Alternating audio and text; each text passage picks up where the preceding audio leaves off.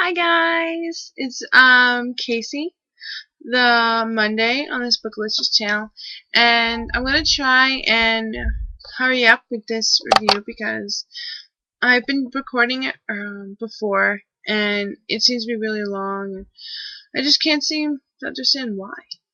But I have two books and what I'm currently reading, so let's just dive right into it. Okay, so last week I said that I was reading Once a Witch by Carolyn MacCullough, and I finished it, and I loved it. I'm so sad that it dragged, because I should have finished this a long time ago, but I kept putting it off because I felt like a chore when I was reading it. But I'm glad I stuck with it. So when you are reading this book and it's dragging on forever, stay with it, because you will truly love the ending of this book. And I hear the sequel is actually better than the book. So I'm going to read what I wrote in my reading journal. And this is how I will be doing all my reviews, because I read and then I write it in my journal. So the book is Once a Witch by Carolyn MacCullough, and it was published in 2009, and it's a work of fiction. And like I said, I started it September 20th, but since it dragged so long, I finished it October 16th because I kept putting it off. And also, I had to work some, so that didn't help. But I wrote, the story was very magical, as anticipated with the name Once a Witch. It seemed to drag on for a few chapters, but picked up a little in the middle. That rhymes. Of course, it dragged towards the end. That seemed to be the theme here, was dragging.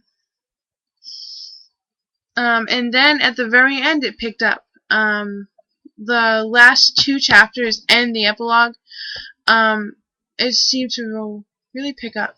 I couldn't believe it, like how fast the last two chapters went, and I've been putting it off for so long. The romance was predictable. I knew Tamsin and Gabriel, the two main characters, would get together, but I didn't know that soon. Like, I didn't know if it would happen in this one, or I didn't know if it happened in the sequel, but it seemed like by the 5th chapter they were, like, together. But don't quote me on that. But actually, in the beginning, there was this guy named Alistar, and his name is spelled Alistair. So it's like Alistair, like, stairs you walk up. But I called him Alistar, like the I was silent, because it just seemed easier to say it. Because every time I read it, I was like, well, how do you say his name? But I actually thought she was going to get together with him because of the few scenes and everything. So, but it turns out different than you think, and stay with this book because it is worth it in the end. I'm telling you. So, the next book I read was Fishtailing by Wendy Phillips, and it's a vacation book because when I have books that drag a lot, I get books that are written in verse, and I'm still reading. It just makes it seem like I'm taking a little vacation between books.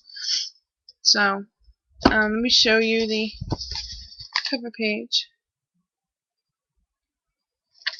And I'm going to read my review on this. And it is Fishtailing by Wendy Phillips, and it was published April 1st, 2010.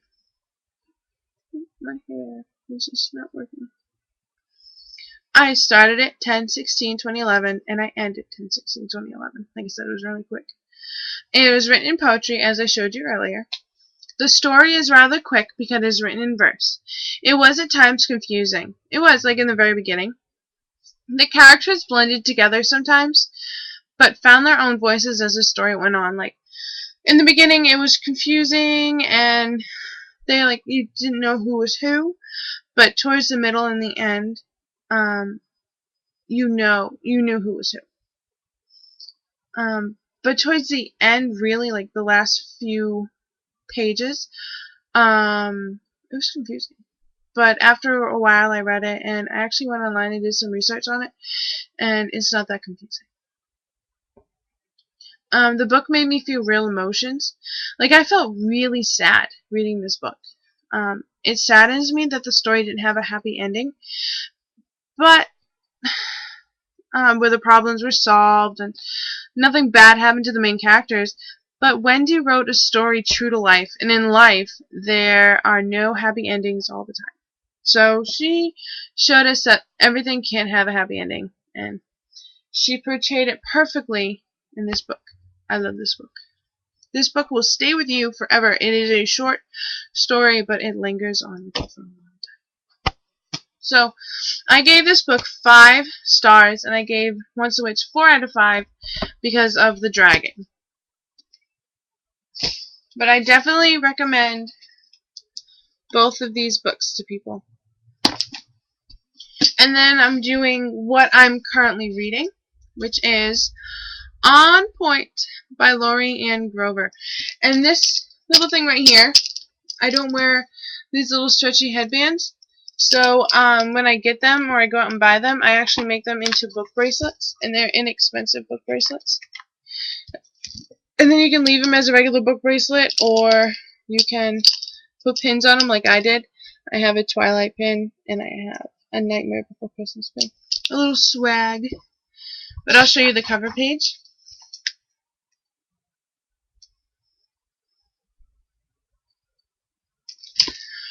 So those are what I'm currently reading and what I read.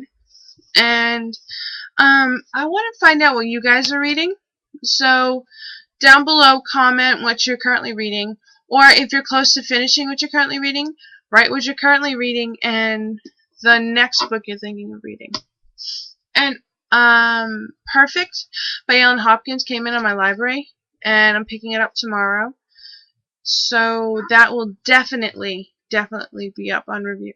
And if it's not on the Bookalicious, it'll be on my personal channel, which is Missy the Misfit 665. And I do try and post book videos up there, but I mostly post my book videos on the Bookalicious channel.